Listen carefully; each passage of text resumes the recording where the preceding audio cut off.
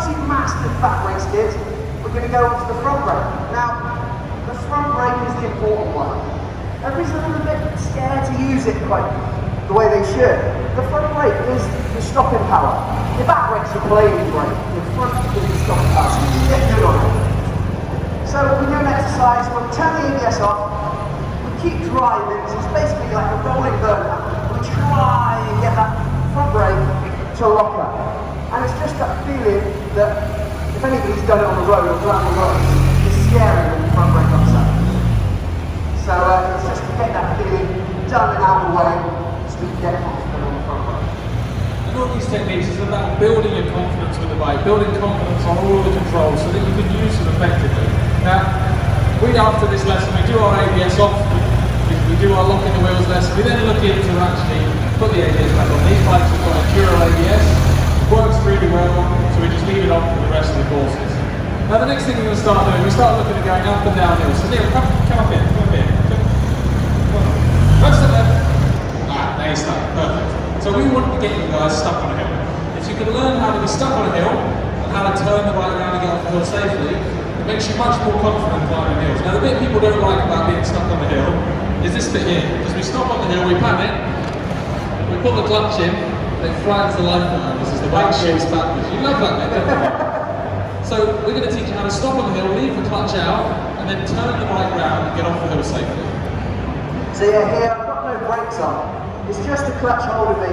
So it is instinct just to put that clutch in, but I'm heavy, the bike's heavy, we go back really fast, it's scary. It is one way to get down the hill, but it's not a very nice one. So we teach you to get off, turn the bike around so you can have another go. So here on this angle, I'm going to get off whatever higher side you are. I'm already at a bit of an angle, so I'm going to go up this side of the bike. Once I'm off the bike, I can then turn it around myself. So using the clutch, so I turn the bars, I'm just going to use 2 fingers on the clutch, nice and smooth. We're all already getting really good finesse on them controls. Nice and slowly back to the point where you're off the hill and you still want to go in that direction. So what we can do now is lean the bike in, the clutch comes out, front brake on, and we can go full lock, left to right, and that just shuffles that front wheel over. So we've got a room then to get out of danger, and off we go. That's a super useful technique, that one. It actually works really well on the road if you get caught on one of those big district hairpins. Right, Neil. No wrecking any more tiles, first of all. The next thing we're going to look at is actually making it up the hill. We know how to not make it up the hill now, we want to make it up the hill. What we use is momentum.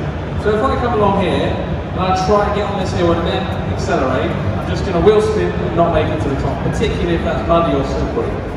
On the ground here, I've got a bit of flat, I can get some drive and get some speed up to make it to the top of the hill.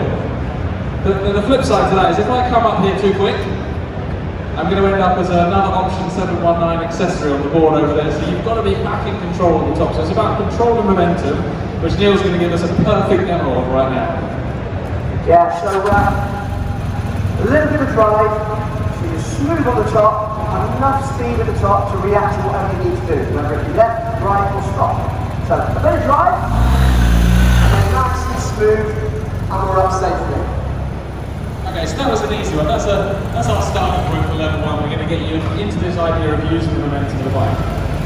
Level 2 of foundation, level 2, level 3 will make things a little bit harder, slightly a bit more advanced. It's not going to be that easy in that car. You'll come on closer, closer, closer, there, back. And roll it back, no cheating, no cheating.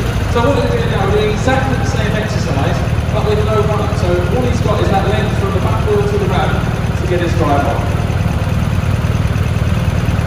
Sorry, I missed all of that. So you go as fast as you can.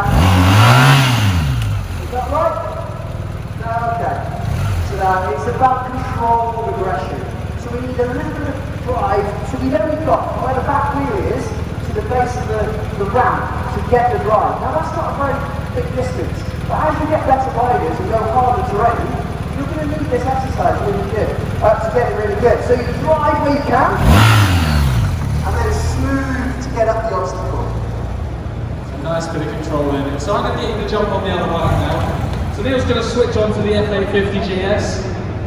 We've got the full range of GSs down at our school. So we've got the G310 GS, we have the F750 GS, the 850 GS, and of course the 1250 GS Neil's been riding. Now the 850 is about 20 kilograms lighter than the 1250. It's got that nice big 21-inch front wheel, which makes it a little bit better in sand and deep ruts and mud.